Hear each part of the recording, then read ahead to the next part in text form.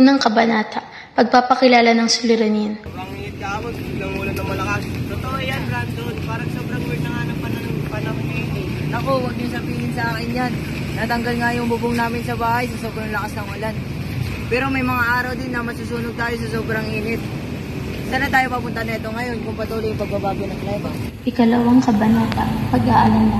Excuse me po, ako po si Jamaica Mones. Narinig ko yung usapan nyo kanina. Isa akong eksperto sa kalikasan.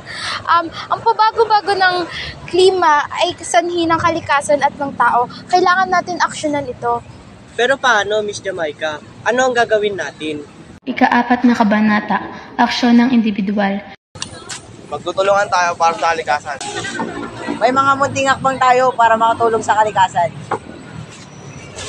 Ika-5 kabanata, pag-asa para sa kinabukasan. Sa wakas, may pag-asa na tayo para sa inabukasan. Ika-6 na kabanata, Tignan ang nyo ang ating pagtutulungan. magagawa kapag tayo ay nagtulungan. Maaari tayong gumawa ng malaking pagbabago. Tama ka, Miss Jamaica. Hindi lang ito para sa ating kalusugan, kundi para sa kinabukasan ng ating mga anak. Ika-7 kabanata, ang pagtanggap ng pagbabago sa kabila ng pagbabago ng kanilang pamumuhay at kultura. Ngayon kung paano tayo dapat magtulungan. Ika-8 kabanata, pangarap Ang para sa kalikasan ay mahalaga kinabukasan. para sa atin. Tandaan natin na ito ay para sa ating kinabukasan at sa susunod na henerasyon. Tayo ang pag-asa ng kalikasan, kaya huwag tayong mawawalan ng loob. Isa sa mga pangunahing suliranin na kinakaharap ng Pilipinas ay ang patuloy na pagbawas ng kalidad ng hangin. Bukod dito, ang pagkasira ng mga kagubatan at mga ilog ay nagre-resulta sa pagbaha, pagguho ng lupa at iba pang kalamidad. Ngunit may mga hakbang na ating magagawa upang malunasan ang mga suliraning ito. Tayo ay maaaring maging mas responsable sa lahat ng pagkakataon at maging handa.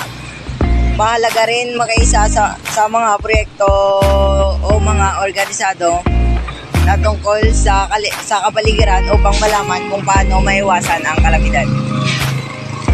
Ang pangangalaga sa kalikasan ay responsibilidad nating lahat sa pamamagitan ng pagtutulungan at sa pagtutok sa mga hakbang na maaari nating gawin. Mas mapanatili natin ang kaligtasan sa ating kalikasan at makatulong tayo sa pagtugon ng mga suliraning pangkapaligiran. May iba pang mga issue tulad ng pag-aaksaya ng enerhiya at pagkakaroon ng basura sa karagatan at pagbabago-bago ng klima na dapat nating matutukan. Ito po ang ating unang hakbang sa pagtutok sa mga isyong pangkapaligiran ng Pilipinas. Huwag tayo maging apathetic at manatiling nakatutok sa mga isyong ito.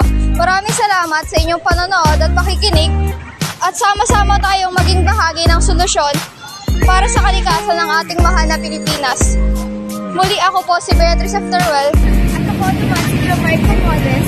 Ako naman po si Aaron Harder. Ako naman si Brandon Galindo. At ako naman si Rodinel Persil.